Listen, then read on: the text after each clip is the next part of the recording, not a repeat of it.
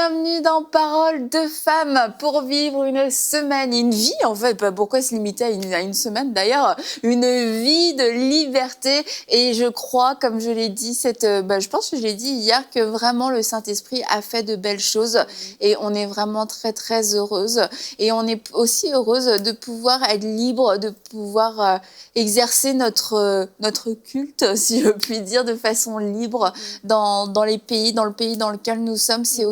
C'est pas le thème de notre émission, mais j'avais vraiment envie de remercier le Seigneur pour cette liberté qu'on a, que de pouvoir être chrétien, que de pouvoir encore dire le nom de Jésus, de pouvoir prier, de pouvoir se rassembler, mais c'était pas visé contre les chrétiens, mais le fait de pas pouvoir se rassembler aussi, ça nous montre la beauté de la liberté qu'on avait. On se dit, c'est fou, on s'attendait pas à ça, mais c'était bon de pouvoir se rassembler, de pouvoir se dire, on peut faire une réunion là, maintenant, hop, allez, demain, on envoie un message, un mail, etc., on poste une invitation, et puis on peut se retrouver dans notre église parce qu'on a un sujet de prière, parce qu'on a envie de louer le Seigneur ensemble, et c'est vraiment une liberté que nous avons, et je crois qu'on ne doit pas la prendre pour acquise, et qu'on doit remercier le Seigneur et l'apprécier, parce que tout le monde ne l'a pas, et nous l'avons ici, et nous devons en profiter pour pouvoir annoncer l'Évangile et pour pouvoir tout simplement vivre l'Évangile à ciel ouvert. Mais aujourd'hui, nous n'allions pas parler de ça. Ça aurait été un beau thème finalement, mais nous n'allons pas parler de ça. Nous allons parler de la liberté financière. D'un seul coup, j'ai l'air totalement superficielle. Finalement, je regrette toute mon intro. En tout cas, c'est ça, on va quand même parler de la liberté financière parce que c'est aussi une prison de tout le temps penser à l'argent, est-ce que je vais en avoir assez, j'en veux plus, etc. Ça peut vraiment devenir une prison et ça peut devenir un maître, et on l'a souvent dit, l'argent est un mauvais maître mais un excellent serviteur, et on ne peut pas servir de maître à la fois, et le fait de s'affranchir de l'argent, de s'affranchir de cet amour de l'argent, ça va nous rendre entièrement libres, et pas libres pour être pauvres, pas libres pour donner moins, mais au contraire, on va le voir, libres pour expérimenter une croissance dans nos finances, une croissance dans nos offrandes. Restez avec nous. Parce que la liberté des finances va pouvoir permettre la croissance, tout simplement. Et puis, aujourd'hui, nous avons Nadine dans Parole de Femmes qui elle-même l'a expérimenté. Oui, Annabelle, et j'aime beaucoup ce sujet des finances parce que c'est vraiment une prison, et des fois, dépendamment de notre culture, en tout cas, on peut avoir du mal à en parler. Je sais qu'en Amérique du Nord, les gens sont plus prompts à parler d'argent, en tout cas plus relax, plus ouverts par rapport à ça, mais je crois que c'est pas la même chose partout. Mais les finances, tout le monde en a besoin, tout le monde les utilise, en tout cas l'argent, tout le monde en a ou en a pas, mais en tout cas, tout le monde en a besoin pour fonctionner, voilà. Et dans nos finances, en fait, pour être libre un peu de cette liberté financière, libre de ce stress des finances, on sort d'une pandémie, il y a peut-être des gens où est-ce que votre entreprise a fermé, ou peut-être vous ne savez pas trop sur le lendemain, vos économies, etc., qu'est-ce qu'il y en est. Et ça peut vraiment être un stress. Mais se libérer, d'avoir cette liberté financière, je crois que c'est de comprendre que c'est Dieu qui pourvoit. Et je partageais avec toi avant l'émission que moi, quand j'étais plus jeune, j'avais perdu mon père quand j'avais 17 ans. Et c'était vraiment une époque où je commençais le cégep. Le cégep, c'est le collège, j'imagine, le lycée. Le lycée, plutôt. Ouais. La première, voilà. Et fallait payer l'école, fallait payer les livres, etc. Et donc, j'ai commencé à travailler. Tu sais, je travaillais déjà un petit peu, mais là, c'était vraiment... Je travaillais, ça faisait partie de ma routine que le soir, 2 soirs semaine... J'avais pas le choix, en fait. C'est 2 soirs semaine, le week-end, je devais travailler pour subvenir à mes besoins. Et je crois qu'inconsciemment, j'ai intériorisé la pensée que ce sont mes efforts qui vont me donner d'obtenir quelque chose. Et donc, c'est bien de travailler, mais c'est bien de comprendre qu'au-dessus de mon travail, au-dessus de mes efforts, il y a la main de Dieu. Et il y a Dieu qui pourvoit. Et vraiment, pendant des années, j'ai fonctionné comme ça. Et ça a pris un changement de mentalité, comme je parlais pendant la semaine, que nos mentalités sont vraiment la plus grande prison.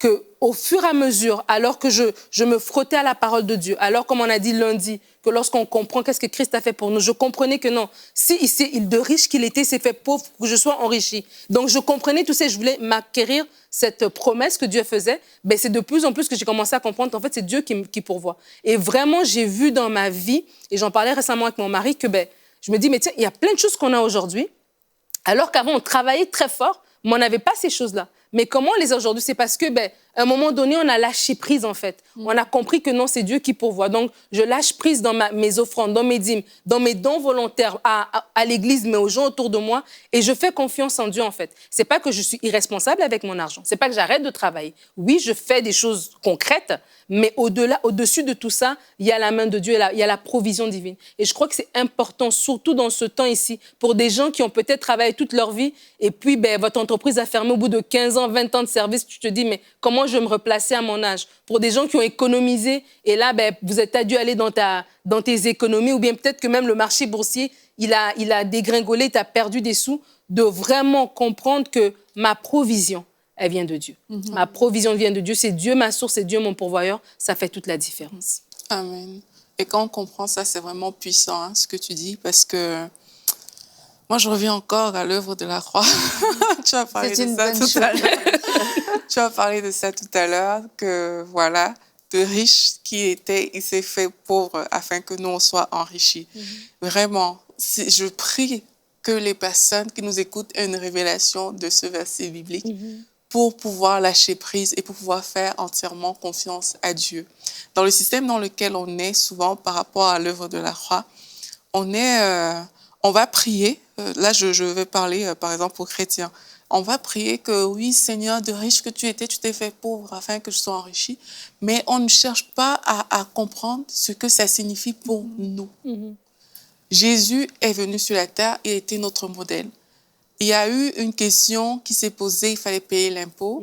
Jésus, lui, il dit, OK, tu vas aller pêcher le poisson, tu vas enlever le stataire à l'intérieur et puis tu vas aller payer pour toi et pour moi avec ça. Ça, c'est une façon de penser qui est... moi, quand je lis ça, je suis comme... Mais moi, en tant qu'être humain, si je dois payer les impôts, je ne vais pas aller pêcher un poisson. Je vais travailler, je vais me battre, quoi. Je vais chercher de l'argent quelque part. Et très souvent, si je mets tout ce que je viens de dire ensemble, c'est souvent comme ça qu'on réfléchit. C'est qu'on le dit que oui, Jésus est mort pour que je sois enrichi. Mais après, et là, je ne suis pas en train de dire qu'il ne faut pas travailler, comprenez bien ma pensée. Après, tu vas te battre encore, toi, pour venir pouvoir. Tu oublies. C'est comme s'il y a une étape où on est dans la prière, on dit il a pourvu. C'est comme si on sort de là, on oublie tout. Et puis on revient dans les mêmes schémas où on se bat, on fait des choses, etc. Mais on oublie qu'il y a une dimension où Dieu est le Dieu de l'impossible. Dieu est celui qui crée à partir de rien. Il est celui qui sort un stataire d'une bouche de poisson pour pouvoir, en fait. Et moi, j'aimerais encourager les personnes à revenir à ça, à revenir au fait que là, c'est pas ce que je gagne qui détermine ma dimension financière. Amen. Ça, c'est des choses que les gens doivent comprendre. C'est pas le salaire qu'on me donne qui détermine la dimension financière dans laquelle je suis appelée à fonctionner. Je suis appelée à fonctionner sur la base de ce que Jésus-Christ a fait à la croix. Et parce qu'il a pourvu à tout à la croix, mon argent que je gagne là, c'est pas ça c'est pas de cet argent-là que mon avenir, que mes projets dépendent. Voilà. Ça dépend de Jésus-Christ. Quand tu le réalises, quand des défis viennent, comme on a parlé des personnes qui, dans le temps de la crise qu'on est en train de traverser, ont perdu. Quand les défis viennent, l'abord est différent. Vraiment, n'ayons pas peur de se placer devant Dieu pour dire mon avenir ne dépend pas du salaire que je touche dans telle entreprise. Mon avenir dépend directement du ciel, ça dépend de Jésus-Christ lui-même. Et Seigneur, voici ma situation. Il faut qu'on soit libérés de nos propres tâches, comme tu disais, de notre labeur, du fait que ok, je reçois cet argent pour subvenir à mes besoins. Mes besoins sont pourvus par Dieu. Ça me fait penser à l'histoire d'Isaac qui a semé en pleine famine. Tu te dis, le gars, il était intelligent. Il y a la famine, il y a pourquoi rester ici? On va partir. C'était intelligent. Tout comme Naomi a voulu partir parce qu'elle a vu un danger. Mais finalement, lorsque tu te fies juste aux circonstances, tu es peut-être en train juste de manquer la provision surnaturelle de Dieu. Tu te déplaces, tu commences à faire des calculs, tu commences à faire des raisonnements et tu te dis, ici, dans cette situation, dans ce moment présent, on va pas réussir à s'en sortir, on n'arrivera pas à accomplir nos projets, on n'arrivera pas à faire même ce que Dieu nous demande de faire. Et du coup, on commence à vouloir calculer par nous-mêmes. Et on voit Naomi, comme tu en as parlé hier, elle revient, elle n'a plus de mari, elle n'a plus rien. Et finalement, elle revient sur sa terre de bénédiction. Elle revient là où elle est bénie, là où finalement elle va avoir une vieillesse heureuse, etc. Tu te dis, est-ce que Naomi avait vraiment bien fait de partir parce qu'elle avait vu des signes d'alerte au niveau de la famine alors qu'elle a tout perdu quand elle est partie. Et Isaac, Dieu lui dit non, tu resteras. Et là, il reste, il prospère. Oui. Et ça nous montre vraiment que dans les pires circonstances, dans des moments où oui, peut-être le voisin a perdu son travail, la voisine a dû faire des dettes, etc. Peut-être oui, à droite et à gauche, on voit du désarroi, on voit ces choses-là. Mais toi, qu'est-ce que t'as dit Dieu ? Qu'est-ce que t'a dit Dieu? Est-ce qu'il t'a dit de bouger? Est-ce qu'il t'a dit de tout abandonner? Est-ce qu'il t'a dit de t'inquiéter? Non, il a dit qu'il allait pourvoir à tous tes besoins. Et il l'a fait à plusieurs reprises dans la Bible. Et c'est le moment de se nourrir de tous ces versets pour se rappeler, mais Dieu est bon. Dieu est illimité en provision. Il peut amener à moi de la nourriture. Il peut amener à moi des finances. Il amène à moi des solutions de l'Est, de l'Ouest, du Nord et du Sud. Je ne sais pas comment tu le fais, mais je crois que tous mes besoins vont être pourvus et je refuse de marcher dans la peur. Et quand on arrive à faire confiance à Dieu, c'est là où d'un seul coup, comme tu dis aussi, on relâche. On n'est plus en train de calculer, en train de s'inquiéter, en train d'essayer de faire en sorte que ça fonctionne, d'éviter le pire. Et d'un seul coup, lorsque on relâche, Dieu peut prendre toute la place et c'est là qu'on voit le miracle arriver. Et c'est là où, comme cette femme aussi avec le prophète, elle peut donner ce qui lui reste. Et alors qu'elle donne son dernier repas avant de mourir, finalement, elle a donné son dernier repas dans la pauvreté. Après, elle est rentrée dans la prospérité, cette femme. Et c'est d'inverser nos raisonnements. Et comme tu l'as dit, Nadine, tout au long de la semaine, les pires prisons, c'est nos prisons. C'est les prisons dans nos têtes, en fait. Et l'argent est souvent une prison dans nos têtes parce qu'on croit que ce qu'on voit, ce qu'on gagne, c'est ça le mot final. Mais comme tu l'as dit, Aurélie, on ne peut pas se fier à ça. On doit se fier à Dieu. Et donner doit être une révélation. On ne donne pas dans le but de recevoir, quand bien même c'est un principe de semer et de récolter, mais on donne parce qu'on comprend en fait que Dieu est au-dessus de tout. Et se donner est une révélation pour comprendre que peu importe dans l'état dans lequel je suis, je peux donner. Comme tu parles de cette veuve qui a donné, qui a fait le repas pour le prophète Élie, mais comme la vieille dame devant le tronc qui a mis ses 2 pièces, pour dire qu'en toutes circonstances, en fait, on peut donner parce qu'on sait que c'est pas ce montant-là, en fait, sur lequel je dépends. Il y a quelque chose, il y a quelqu'un, il y a une main qui est au-dessus. Mais c'est important de comprendre que c'est une révélation. Et on donne avec amour, avec foi, en sachant que Dieu prend soin de nous. Je me rappelle quand j'étais jeune adolescente, fin de l'adolescence, quand je... Il y a quelques années. Il y a 3 ans. Je passais par un temps difficile financièrement. Et j'avais écouté un enseignement qui parlait de donner, voilà, tu donnes et tu récoltes au centuple. Et là, j'ai donné, mais j'ai tout donné, tu vois. Mais sans révélation, sans avoir prié, sans avoir une direction du Seigneur et tout ça. Et comme si je faisais un investissement à la banque, en fait. Comme si j'allais déposer et puis j'allais avec un intérêt accumulé. Et lundi est passé, je prie normalement. Mardi est passé, je prie normalement.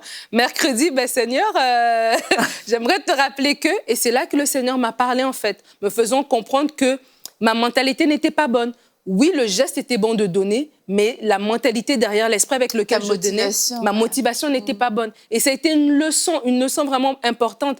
Et ça m'a vraiment remis, en fait, les pendules à l'heure. Et je crois que ça aussi, c'est vrai. Des fois, il y a des gens qui donnent, mais qui ne donnent pas de la bonne motivation, qui donnent dans un esprit de recevoir vraiment un calcul qu'ils ont fait, qui donnent dans un esprit de calculateur, en fait, ou bien qui donnent juste de façon impulsive. Voilà, je donne parce qu'aujourd'hui, le culte me plaisait, ou je donne parce que ceci. Mais c'est vraiment important de remettre les choses à la bonne place, parce qu'après, on reçoit pas. Tu vois, si, mettons, je n'avais pas prié, et que le Seigneur ne m'aurait pas expliqué, ben, j'aurais juste dit, ben, ça ne marche pas et je n'aurais pas reçu après. Mais quand le Seigneur m'a parlé, là, j'ai réajusté en fait ma façon de penser. Donc, je crois que c'est important des personnes vraiment pour qui les finances sont une prison, un lien, de vraiment laisser le Seigneur vous réexpliquer les finances selon lui et non selon ce que vous voyez autour de vous.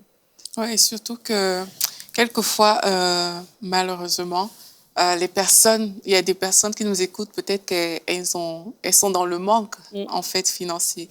Et le fait de ne pas, justement, accepter ces vérités-là, c'est pas ça qui va nous aider. Donc, c'est aussi une façon de parler aux gens pour dire, refuser de donner, c'est pas ça qui aide, en fait. Parce que c'est un principe divin. Tu as parlé de ton expérience tout à l'heure. Moi, sur la base de quelque chose que moi j'ai vécu, je vais encourager les personnes même à se placer devant Dieu et à dire, Seigneur, qu'est-ce que je peux donner? Montre-moi comment utiliser cet argent. Parce que là, on parle de barrières financières et tout. L'argent est tellement quelque chose de calculé dans le monde d'aujourd'hui. C'est tellement précis. Avant même que l'argent n'arrive, tu sais tout ce que tu vas faire avec. C'est tellement précis comme ça qu'on en oublie que c'est Dieu. Dieu est notre pourvoyeur et que même si on peut jouir de l'argent qu'on a aujourd'hui, c'est une grâce. Si on peut avoir ce qu'on a aujourd'hui, c'est une grâce de Dieu. Et vraiment, il faut qu'on arrive parfois à se dire, oui Seigneur, voici ce que j'ai gagné, qu'est-ce que tu veux que je fasse de ça? Ça peut nous surprendre, les choses que le Seigneur peut nous révéler par rapport à ce qu'il veut qu'on fasse de l'argent. Je me rappelle, il y a un don que le Seigneur m'a fait faire, mais je voulais, franchement, ça venait pas de moi. C'était pas j'avais même du mal quand dans mon cœur, la pensée est venue de le donner. J'ai eu du mal. J'étais dans une saison où pour moi, c'était un sacrifice de le faire. J'ai eu du mal et j'ai tellement eu du mal que je voulais même pas prier pour ça. J'étais comme, écoute, au cas où. je ne veux pas prier pour ça. Mais le Saint-Esprit a agi vraiment. Et j'ai commencé à prier. Et quand j'ai prié, le Seigneur m'a montré une action à poser. Donc, il m'a permis de relâcher le don. Mais il m'a donné une orientation tellement claire ce jour-là que sincèrement, je ne m'attendais pas à ça. J'ai été surprise et j'étais même dépassée après que, waouh, Seigneur, tu es vraiment bon. Les voies de Dieu, parfois, sont insondables, comme la Bible dit. Parfois, ça nous dépasse. Et à force, dans les finances surtout, à force de vouloir souvent tout calculer, on oublie qu'on n'est pas comme la pensée de Dieu. Parfois, on l'a pas devant l'argent. Parfois, l'argent fait les gens perdre tous leurs moyens. Apprenons à dépendre de Dieu. Dépendre de Dieu dans nos finances, sincèrement, ça libère même de la mentalité de pauvreté. Cette mentalité qui veut toujours que tu comptes tout, c'est toujours le juste assez, je veux faire la petite chose possible, je veux pas dépenser plus que nécessaire. Dieu, c'est un Dieu d'abondance. Avec Dieu, quand on commence à faire confiance en Dieu, c'est comme s'il y a des limites qui tombent. Il y a des choses qui tombent là où tu voulais toujours acheter la dernière petite voiture qui sort du garage qu'on a retapée 50 fois pour que ce soit moins cher. Là, tu vas commencer avec Dieu à voir que, mais en fait, je peux avoir la version 2020. C'est pas interdit avec Dieu de penser comme ça. Et c'est pas la convoitise, c'est pas je veux ça pour montrer que non. C'est vrai que quelquefois quand tu as cette mentalité-là, vraiment du plus cassé, c'est parce que quelque part tu comptes sur toi, sur encore une fois tes propres ressources et puis tu veux pas te dépenser plus, mais quelquefois t'as tout chez toi qui fonctionne pas bien. Pour un café, il faut taper une fois sur la cafetière et puis la rebrancher 2 fois pour que finalement elle te fasse un café. Ta machine à laver, il faut la faire tourner en 3 fois parce que les cycles ne fonctionnent pas. Ta télé, toutes les 1 heure, il faut l'éteindre. Bon, c'est pas plus mal, mais il faut l'éteindre parce que sinon elle chauffe et puis elle devient en noir et blanc. Et puis tout dans ta maison, en fait, tu te rends compte que tout fonctionne mal et que ça te semble normal et que tu veux rien acheter qui soit neuf neuf, qui soit fonctionnel, qui soit en bon état. Pourquoi? Parce que c'est un esprit de pauvreté qui lie en fait et qui limite et qui dit plutôt que de t'acheter une machine à laver neuve, bah, alors que tu as une machine à laver, il faut le faire en 3 fois parce que ça ne fonctionne pas, tu vas t'en acheter une d'occasion qui fonctionne cette fois-ci en 2 fois ou en pièces détachées et tu vas en faire une. C'est comme, non, Dieu est assez grand pour que tu puisses avoir une machine à laver qui soit neuve, une machine à laver qui remplisse son mandat. La machine à laver a été créée pour toi, c'est pas toi qui a été créé pour sortir tes vêtements 3 fois de la machine, c'est la machine à laver qui a été créée pour toi, pour te rendre service. Elle est à ton service, alors va t'acheter une machine à laver aujourd'hui. Et si les magasins sont fermés, achète-la en ligne. Mais alors qu'on parle de ça, en fait, je pense aussi, le même principe aussi s'applique à nous en tant que chrétiens, d'avoir une générosité aussi. Des fois, on a parlé des finances par rapport à ce que Dieu nous donne, mais je crois aussi qu'il y a aussi un aspect que nous aussi, en tant que chrétiens, on doit développer les finances pour donner à autrui, pour être généreux. On a parlé pendant la semaine des mères monoparentales. C'est peut-être, toi, comme tu as dit tout à l'heure, dans la prière, Dieu peut te dire, ben voilà, va semer dans la vie de quelqu'un, va donner des vêtements ou va donner, faire des courses pour une personne âgée ou quoi que ce soit. Mais j'aimerais te dire encore une fois, l'important, ce n'est pas la situation dans laquelle on est parce que Dieu est au-dessus de la situation, mais c'est notre attitude, notre disposition par rapport à cette situation. Moi, ça m'a toujours touchée dans Philippiens, comment l'apôtre Paul parle des chrétiens, de ces chrétiens-là, en disant que ils ont assisté dans un temps difficile aussi. Il dit ici, Philippiens 4, verset 15, « Vous le savez vous-même, Philippiens, au commencement de la prédication de l'Évangile, lorsque je partis de la Macédoine, aucune église n'entra en compte avec moi pour ce qu'elle donnait ou recevait. Vous fûtes les seuls à le faire, et car vous m'envoyez déjà à Thessalonique à 2 reprises, de quoi pourvoir à mes besoins. » C'est l'apôtre Paul, c'est cet grand apôtre Paul qui, Dieu est passé par ces chrétiens-là pour l'aider, pour subvenir à ses besoins. Et vraiment, j'appelle aussi les chrétiens à développer cette mentalité de générosité. Parce que des fois, on a la mentalité de pauvreté pour garder pour le juste minimum, mais des fois, on a des sous. Mais on préfère les mettre dans un compte épargne, on préfère les garder comme l'avare de Molière, au lieu de vraiment être cette main par laquelle Dieu va passer pour bénir quelqu'un à côté de toi. Pourquoi? Parce qu'on pense à demain, et puis aussi, je manque demain. Mais demain ne t'est pas promis. C'est Dieu qui pourvoit, c'est Dieu qui va faire les choses devant toi. Comme on disait depuis le début, on n'est pas en train de dire ne travaillez pas, n'économisez pas, n'épargnez pas, mais on est en train de dire la mentalité derrière, la pensée derrière, quelle est cette pensée. Et la pensée derrière doit toujours être que mon Dieu est fidèle, que mon Dieu pourvoit et qu'il y a des choses qui sont des bases et j'ai accès à ces bases-là. J'ai le droit d'avoir cette machine à laver, j'ai le droit d'avoir ce confort, il n'est pas mauvais. Il n'est pas mauvais. Et non seulement il n'est pas mauvais, il est accessible et Dieu me le donne par amour. Et je veux aussi, puisqu'on parle des finances, on parle de la générosité, je veux vraiment en profiter pour remercier tous les partenaires de MCI TV. Merci beaucoup parce que vous avez été nombreux à poursuivre alors qu'il y a eu toute cette période de confinement, toute cette période de pandémie mondiale et vous avez été fidèles dans vos dons. Et vraiment, merci infiniment parce que vous faites partie de tout ce qu'on fait et pendant tout le confinement, on a pu continuer de tourner Confinés pour prier. On a pu continuer de faire cette émission qui a été une grande source de bénédiction. On ne s'est pas arrêté et c'est parce que vous ne vous êtes pas arrêtés vous aussi. Alors merci d'avoir continué de faire le bien. Merci d'avoir continué de semer. Merci infiniment pour votre fidélité. Nous vous aimons les partenaires et vraiment, on aimerait les rencontrer, leur dire merci en vrai, mais et quand on rencontre des gens, quelquefois ils sont tellement, ils disent moi je suis partenaire, mais tu sais quand ils le disent, c'est pas pour dire je suis partenaire, c'est je suis partenaire, je fais partie de là parce que j'aime ce que vous faites et c'est super beau. Alors vraiment un grand merci à vous tous et si vous aimez MCI TV, si le Seigneur vous a parlé et que vous aimeriez soutenir cette œuvre, vous pouvez aller sur emcitv.com/don D-O-N et vous pourrez devenir partenaire et soutenir l'œuvre. Et on vous dit aussi d'avance, merci beaucoup. Merci à toi. Une chose que je veux peut-être dire, en plus de ce qu'on a dit par rapport aux finances, c'est être libre financièrement, c'est aussi accepter de recevoir. Parce qu'il y a des personnes qui n'aiment pas, recevoir des dons financiers, en l'occurrence. C'est quand on parle des émotions, d'exprimer ses émotions, mais il ne faut pas tout le temps les exprimer. Elle a donné, oui, mais c'est aussi recevoir. C'est bien, Aurélie. Donc, c'est comme, parfois, tu vas voir quelqu'un, tu vas venir lui tendre de l'argent, c'est parce que c'est l'argent, c'est non, non, non, non, je peux pas accepter, et tout, etc.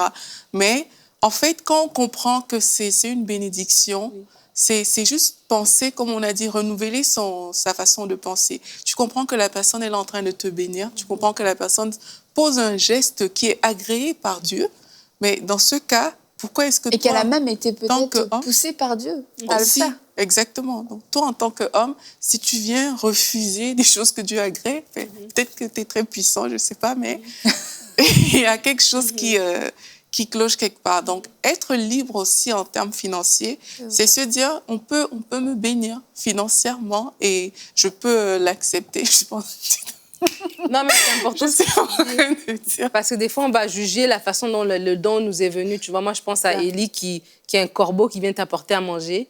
Tu vois, des fois, on peut vraiment... Mais tu as été dans le besoin. Et puis après, il y a une sœur qui se lève et te dit, écoute-moi, si le corbeau te dépose une laisse de billets, qu'est-ce que tu fais?